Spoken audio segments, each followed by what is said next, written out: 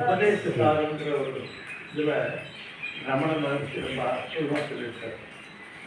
எப்போ மனசு ரொம்ப டிஸ்டர்பன்ஸாக இருக்குதோ அப்போ சத்தமாக சொல்லியிருக்காரு. சத்தமாக சொல்லணும்னா ஆட்டோமேட்டிக்காக ஒடுங்கி ஒடுங்கிடும்.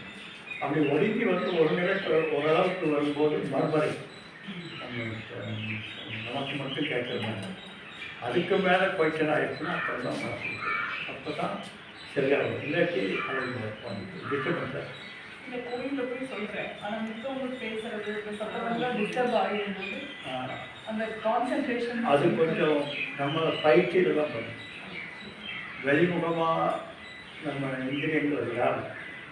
நம்ம மந்திரத்தில் மட்டும் கான்சன்ட்ரேட் பண்ணும்போது மேபி சரியாகும். அது நம்மளுடைய பயிற்சி பொறுத்தாங்க. எப்படி இப்போது நம்ம ஒருத்தரை பார்க்க போயிட்டுருக்கோம்.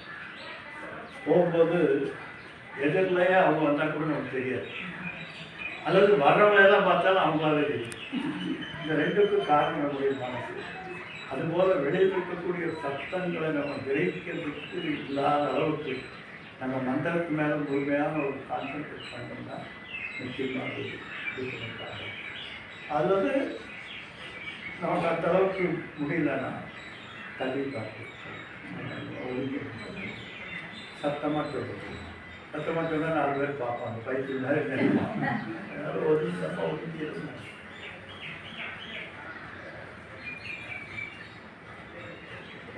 ஜபம்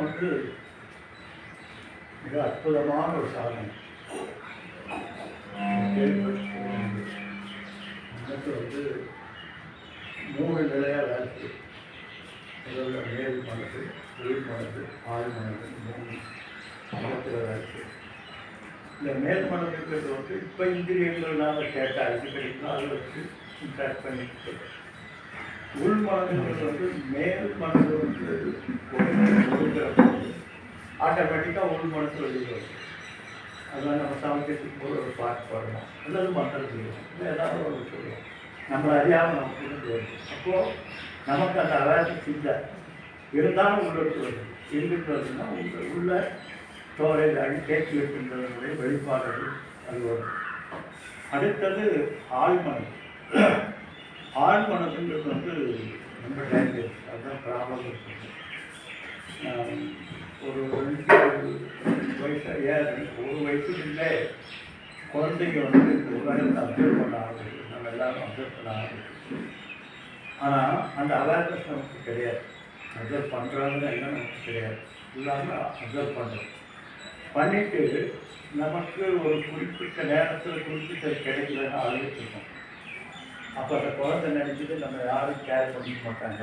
முழுக்க ஒரு பெரிய வழி. அப்புறம் நம்ம சுத்தம் பண்ணிக்க முடியல. நம்ம யாரும் நமக்கு யாரும் நம்ம யாருக்கும் வேண்டாங்க, நம்மளை பற்றி நினைக்கிறதுக்கே ஆள் இல்லை அப்படிங்கிற மாதிரி சைக்காலஜிக்கு உள்ளுக்குள்ளே இன்னர் கோர் பர்சனாலிட்டி டெவலப் ஆகிட்டு, அது என்னதுன்னா ஒவ்வொரு ஸ்டேட் பை ஸ்டேட்டு எதுலாம் அடிபடுறோமோ அதெல்லாம் உள்ளுக்குள்ள தேங்கி எனக்குள் இன்னொரு மனிதன் வாழ்ந்துகிட்டே இருக்கான். அந்த மனிதன் எப்பப்போ அந்த சூழ்நிலை வருதோ அப்போ வெளியில் வரும்.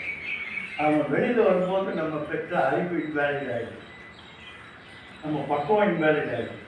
அதனால தான் யாராவது நான் ஏன் இப்படி செஞ்சேன் அப்படின்னு நினைக்காதவங்க யாராவது இருக்கோம். எல்லாம் தெரியும், நமக்கு எல்லா அறிவும் இருக்குது, எல்லா பக்குவமும் இருக்குது. நம்ம மீறி ஏதாவது செஞ்சுட்டு ஏன் செஞ்சேன்னு வருத்தப்படுது. காரணம் இந்த இன்னொரு பொருத்தத்திற்கு இந்த சைல்டுஹுட் தான் இந்த பிராபத்துக்கு காரணம். ஸோ இந்த 3 லேயரையும் சரி பண்ணுறதுக்கு ஜபத்தை தவிர இந்த உலகத்தில் வேறு சாதனையும் கிடையாது. ஜபம் அதனால தான் அவர் ஸ்பேன் ஆஃப் டைம் சொல்லியிருக்காங்க. 108 முறை சொல்லணும்னு சொல்லி ஏன் அப்படி சொன்னாங்க?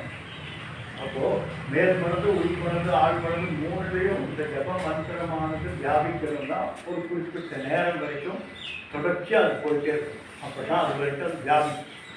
அப்படி வியாபிக்கிற போது அதனால் என்னன்னா வியாபிச்சா வாங்கிப்போ என்ன ப்ராப்ளம், அங்கே என்ன மெக்கானிசம் அப்படின்னா நம்ம இயற்கையிலே சஞ்சலாத்மிகா மனம். எப்பவும் வெளியிலேயே போயிட்டு இருக்கக்கூடியது மனது. அப்படி போயிட்டு இருக்கக்கூடிய மனதுக்கு ஒரு கேப் கிடைக்கும். இந்த மந்திரம் சொல்லிட்டு இருக்கும்போது வெளியிலிருந்து வர்றது உள்ள விடாமல் இந்த மந்திரம் ஜபம் மட்டும் ஓடிட்டு அப்படி ஓடிட்டு இருக்கும்போது வெளி விஷயங்கள் நல்லா தாக்காமல் பார்த்துக்குது. அது ஒரு பெரிய மேல் நிலையில் இருக்கக்கூடிய மனதுக்கு அது ஒரு பெரிய இது. அடுத்தது இன்னும் நல்லா பயிற்சி பண்ணி ரொம்ப நேரம் ஒரு அமைதியான ஒரு இடத்துல உட்கார்ந்து சொல்லிட்டு இருந்துட்டு 2 மந்திரங்களுக்கு இடையில சும்மா நமஸ்காரம் நமஸ்காரம் நமஸ்காரம் சொல்லிட்டே இருந்து டக்குன்னு நிறுத்திட்டு கொஞ்ச நேரம் பார்க்கணும். அப்போது எந்த விதமான டிஸ்டர்பன்ஸும் இல்லாமல் கலரைஸ்டு ஆகாத நம்முடைய மனது தெரியணும். அதுதான் நம்ம உண்மையான நம்ம. அதுதான் அதை பிடிக்கணும். அதுதான் அது ஜபத்தினால் மட்டும்தான். அடுத்தது அது கூட பரவாயில்ல. அது என்னன்னா ஒரு மெச்சூர்டு லெவலில் ஓகே ஆகிடும். ஒரு குறிப்பிட்ட சூழ்நிலையில் அப்போ இழந்தோம். அப்போ அதுக்கு என்ன பண்ணுறதுன்னா அப்போது இந்த மாதிரி எல்லாம் பண்ணி பக்குவப்பட்டு மன ஒழுக்கத்தோடு ஜபம் பண்ணக்கூடிய தகுதி வந்ததுக்கு பிறகு ஒரு நாள் தனியாக உட்காந்து இந்த எந்த 2 வயசு இருந்தோ 3 வயசு இருந்தோ எப்பொழுது நமக்கு இந்த ஞாபகமெல்லாம் நம்மை பற்றிய ஞாபகமெல்லாம் வருதோ அதை அப்படியே கரெக்ட் பண்ணுறோம். ரீமைண்ட் பண்ணி பார்த்தா எந்தெந்த நிலைமையில் நம்ம அடிபட்டோம், எப்போ அம்மா அடித்தாங்க, எப்போ அம்மா கொடுத்தாங்க, எதுக்கு அடம்பிடிக்கும், எதுக்கு அடவன்ட்டானோ அப்படிங்கிறதெல்லாம் கொஞ்சம் கொஞ்சமாக நினச்சி பார்த்தா ஓரளவுக்கு தெரியும். அப்படி தெரியும் போது இதுதான் என்னுடைய ப்ராப்ளம், இதில் எல்லாம் நான் வீக்னஸாக இருக்கேன் அப்படிங்கிறத தெரிஞ்சுக்கலாம். தெரிஞ்சால் மட்டும் உடனே போயிருமோனா போகாது. தெரிஞ்சுட்டு அந்த மாதிரி சூழ்நிலைகள் வரும்போது நம்ம கொஞ்சம் அழகாக நினைக்கணும். அப்போது நடந்ததுக்கு பின்னால் யோசிக்கலாம். இதனால தான் நம்ம அப்படின்னு கொஞ்சம் கொஞ்சமாக சென்னை உட்காரமே வித்யா கிரகிச்சு வித்தியினால் மெல்ல மெல்ல மெல்ல மெல்ல நம்ம வசம் நாம் மாற்றிக்கிறோம். அதனால் அதுக்கு ஜபம் ஜபத்துக்கு உயரும். இந்த ஜபத்துக்கு மேலே ஒரு பெரிய சாதனை நம்மளை நாம ஆட்டி கொடுத்துட்டு ஒரு சாதனை இல்லவே இல்லை. அதனால் பெரிய விஷயம் நிறைய ஜபம் பண்ணுறோம்.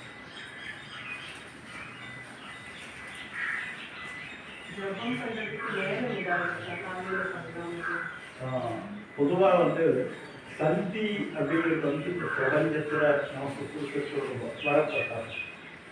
எப்படி தூங்குற போது எல்லாம் ஒடுங்கிடுது, பிரபஞ்சமும் ஒடுங்கிடுது, நம்மளும் ஒடுங்கிடுது. அந்த ஒடுக்கத்திலிருந்து வெளிவரும்போது இந்த முளைக்கட்டி சாப்பிட்ற பயிர் ஏன் முளைக்கட்டி பயிர் சாப்பிட்றோம்? வீரியம் ஜாஸ்தியாக. அதே பயிர் தான், ஆனால் முளைக்கட்டும் போது அது வீரியம் ஜாஸ்தியாக. அப்போ பொட்டன்ஷியல் ஃபார்முக்கு நம்ம வரும். அப்போ அந்த நேரத்தில் அதுதான் அந்த என்ன சொல்கிறோம், இந்த விஷத்காலம் அப்படின்னு சொல்கிற பிரம்ம முகூர்த்தம் சொல்கிறோம். அந்த பிரம்ம முகூர்த்தத்தில் நம்முடைய மனது பொட்டன்ஷியல் ஃபார்ம். அப்போ நம்ம செஞ்சோம்னா கம்ப்ளீட் பலனை அடைய முடியும். ஜபத்தினுடைய முழுமையான பலனை அடையிறதுக்கு அது ஒரு நல்ல நேரம். அதே மாதிரி மத்தியானம் 12 மணி அப்பவும் அதே மாதிரி ஒரு நிலையிலிருந்து இன்னொரு நிலைக்கு மாறக்கூடிய நிலை இருக்கு சொல்லிட்டு சாயங்காலம் இந்த 3 நேரம் ரொம்ப நல்லது. வேற எப்போவுமே பண்ணிட்டு ரொம்ப நல்லது. எப்போவுமே ஜபம் ஓடிட்டே இருக்கிறது ஒரு பெரிய பாதுகாப்பு. நம்ம அறியாமல் அது பழகிட்டோம்னா ரொம்ப நல்லது. நம்ம என்ன வேலை செஞ்சுட்டு இருந்தாலும் உள்ளுக்குள்ள ஒரு காணல் அது ஓடிட்டே இருக்கும். அதுக்கு பேர் தான் ஜபத்தின் வீட்டு. எப்படி சார்ந்து நம்ம அறியாமல் வருது, அந்த மாதிரி நம்ம இதையே பயிற்சி பண்ணி நம்ம அறியாமல் நமக்குள்ள அந்த ஜபம் ஓடிட்டுனா ரொம்ப ரொம்ப சக்தி வாய்ந்தது. நம்மகிட்ட எந்த ஒரு கெட்ட இதுவும் அணுகாது. கெட்ட சக்தி நமக்கு நெகட்டிவ் வராமல் பார்க்கணும். ரொம்ப ரொம்ப நல்லது.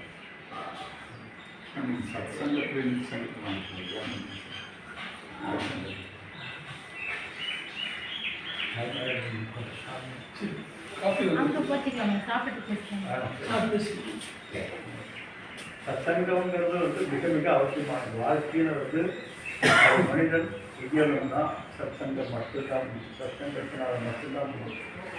ஏன்னா சத்சங்கம் வந்து நம்முடைய மனது எப்போதுமே நாம இருக்க முடியாது.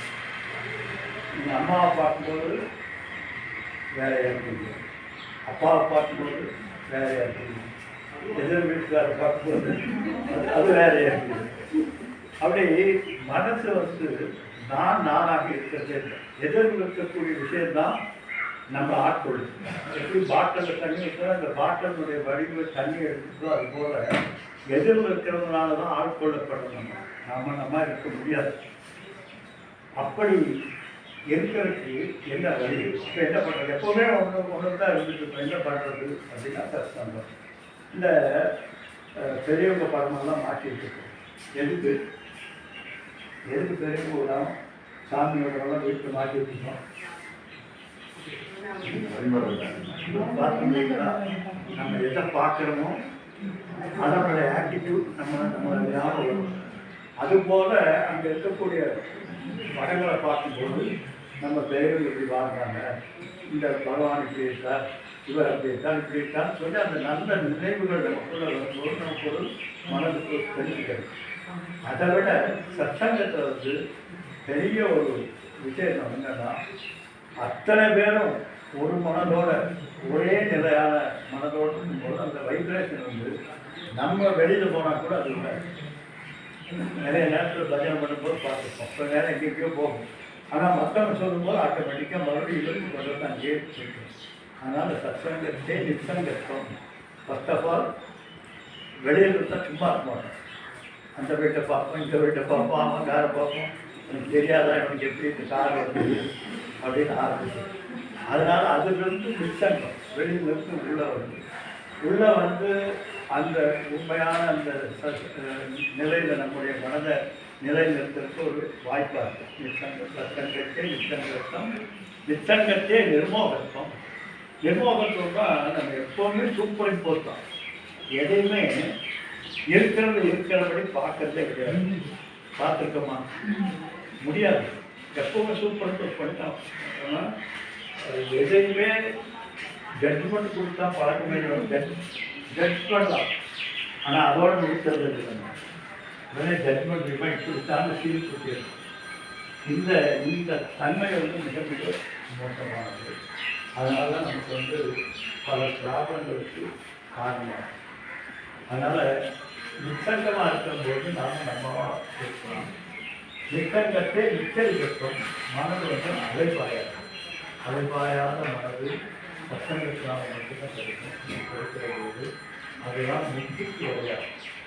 இது போல விஷயங்களை எல்லாம் கேட்கிற போது ஜீர்ணிக்கக்கூடிய சக்தி நமக்கு, உள்வாங்கி கொள்ளக்கூடிய சக்தி நமக்கு சத்சங்கத்தில். நம்ம இந்த குலாப் ஜாமுன் அதுலேயே ஊற வச்சுக்கலாம், வெளியே எடுத்துக்கிட்டோம்னா உண்மையாக போடும். அதனால் சத்சங்கத்துக்குள்ளேயே இருக்கிற வரைக்கும் ஆனந்தமாக இருக்கும். அதனால் எவ்வளோ கேவலம் சத்சங்கம் மட்டும் அவ்வளோ